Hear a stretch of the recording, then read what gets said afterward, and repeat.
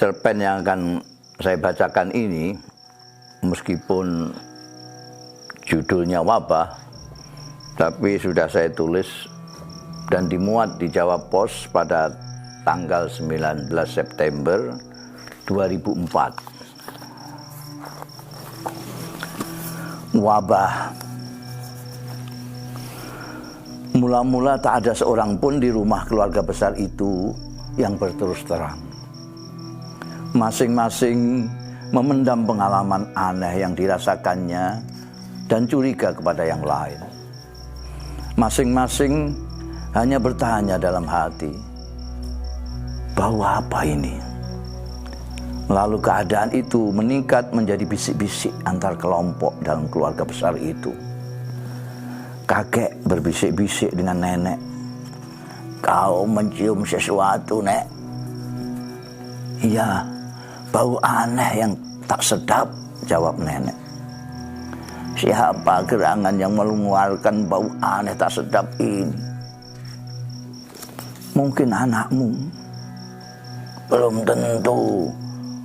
Boleh jadi cucumu atau salah seorang dari pembantu kita."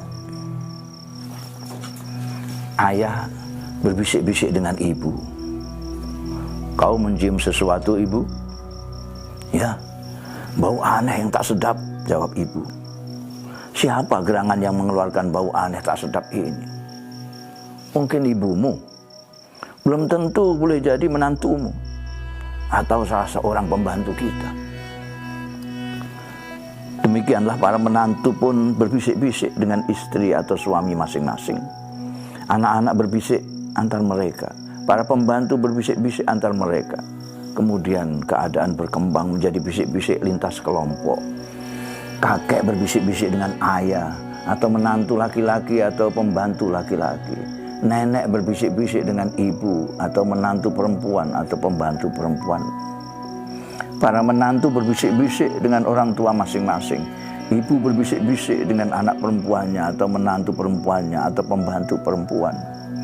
Ayah berbisik-bisik dengan anak laki-lakinya atau menantu laki-lakinya atau pembantu laki-laki. Akhirnya semuanya berbisik-bisik dengan semuanya. Bau aneh tak sedap yang mula-mula dikira hanya tercium oleh masing-masing itu semakin menjadi masalah ketika bisik-bisik berkembang menjadi saling curiga antar mereka. Apalagi setiap hari selalu bertambah saja anggota keluarga yang terang-terangan menutup hidungnya apabila sedang berkumpul. Akhirnya setelah semuanya menutup hidung, setiap kali berkumpul mereka pun sadar bahwa ternyata semuanya mencium bau aneh tak sedap itu. Mereka pun mengadakan pertemuan khusus untuk membicarakan masalah yang mengganggu ketenangan keluarga besar itu. Masing-masing tidak ada yang mau mengakui bahwa dirinya adalah sumber dari bau aneh tak sedap itu.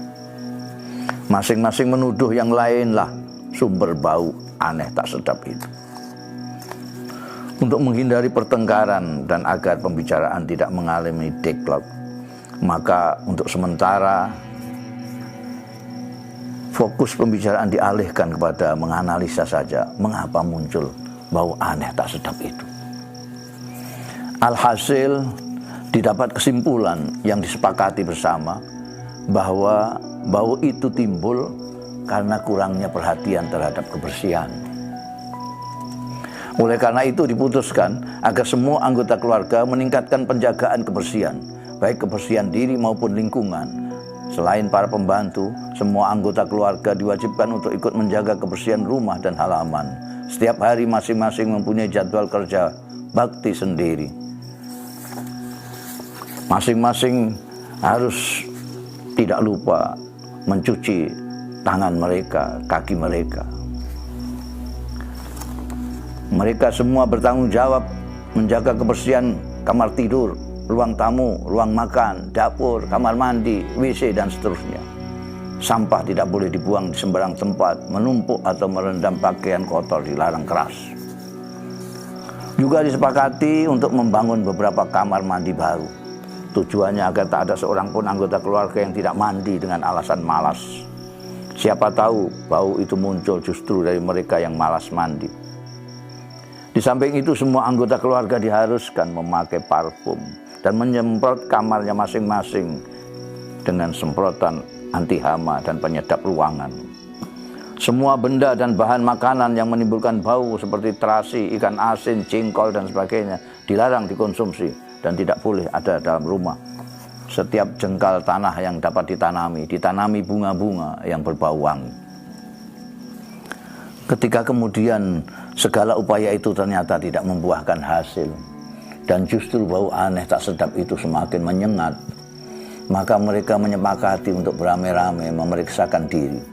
Jangan-jangan ada seseorang atau bahkan beberapa orang di antara mereka yang mengidap sesuatu penyakit.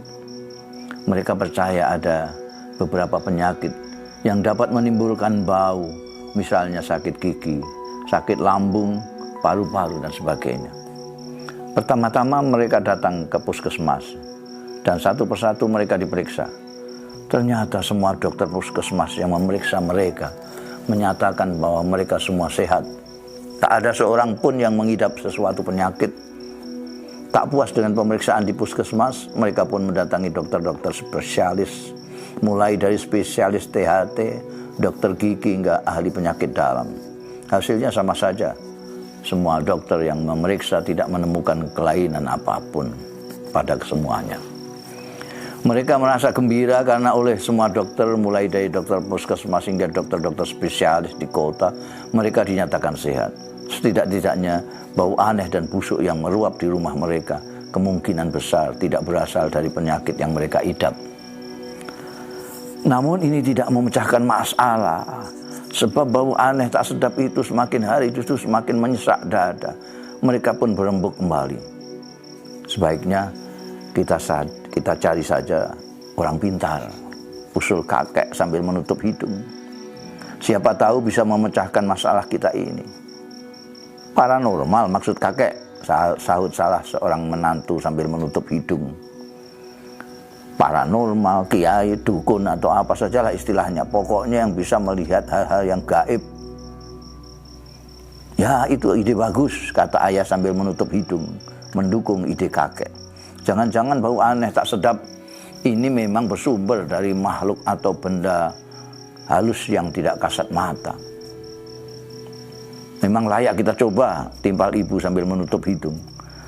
Orang gede dan pejabat tinggi saja datang ke orang pintar untuk kepentingan pribadi, apalagi kita yang mempunyai masalah besar seperti ini. Ringkas kata, akhirnya mereka beramai-ramai mendatangi seorang yang terkenal pintar. Orang pintar itu mempunyai banyak panggilan. Ada yang manggilnya eyang, kiai, atau ki saja. Mereka kira mudah. Ternyata pasien orang pintar itu jauh melebihi pasien dokter-dokter spesialis yang sudah mereka kunjungi. Mereka harus antri seminggu lamanya baru bisa ketemu orang pintar itu. Begitu masuk ruang praktek sang eyang atau kiai atau ki, mereka terkejut setengah mati, tercium oleh mereka bau yang luar biasa busuk. Semakin dekat mereka dengan si orang pintar itu, semakin dahsyat bau busuk menghantam hidung-hidung mereka. Padahal mereka sudah menutupnya dengan semacam masker khusus. Beberapa di antara mereka sudah ada yang benar-benar pingsan. Mereka pun balik kanan, mengurungkan niat untuk berkonsultasi dengan dukun yang ternyata lebih busuk baunya daripada mereka. Keluar dari ruang praktik, mereka baru menyadari bahwa semua pasien yang menunggu giliran ternyata memakai masker. Juga ketika mereka keluar dari rumah sang dukun, mereka baru ngeh bahwa semua orang yang mereka jumpai di jalan ternyata semuanya memakai masker. Mungkin karena beberapa hari ini seluruh perhatian mereka tersita oleh problem bau di rumah tangga mereka sendiri. Mereka tidak sempat memperhatikan dunia di luar mereka. Maka ketika mereka sudah hampir putus asa dalam usaha mencari pemecahan problem tersebut, baru mereka kembali membaca koran, melihat TV, dan mendengarkan radio seperti kebiasaan mereka yang sudah-sudah. Dan mereka pun tercengang dari siaran TV yang mereka saksikan, koran-koran yang mereka baca, dan radio yang mereka dengarkan. Mereka menjadi tahu bahwa bau aneh tak sedap Yang semakin hari semakin menyengat itu ternyata sudah mewabah di negerinya. Wabah bau yang tak jelas sumber asalnya itu menjadi pembicaraan nasional, apalagi setelah korban berjatuhan setiap hari dan jumlahnya terus meningkat. Ulasan-ulasan cerdik pandai dari berbagai kalangan ditayangkan di semua saluran TV, diudarakan melalui radio-radio dan memenuhi kolom-kolom koran serta majalah. Bau aneh tak sedap itu disoroti dari berbagai sudut oleh berbagai pakar, berbagai disiplin, para ahli kedokteran, ulama, aktivis LSM, pembela HAM, paranormal, budayawan, hingga politisi menyampaikan pendapatnya dari sudut pandang masing-masing. Mereka semua seperti halnya keluarga besar kita, mencurigai banyak pihak sebagai sumber bau aneh tak sedap itu. Tapi seperti keluarga besar kita, tak ada seorang pun di antara mereka yang mencurigai diri mereka sendiri. Hingga cerita ini ditulis, misteri wabah bau aneh tak sedap itu belum terpecahkan. Namun tampaknya sudah tidak merisaukan warga negeri lagi, karena mereka semua sudah menjadi kebal, imun. Bahkan masker penutup hidung pun mereka tak memerlukannya lagi. Jawa Pos 19 September 2004.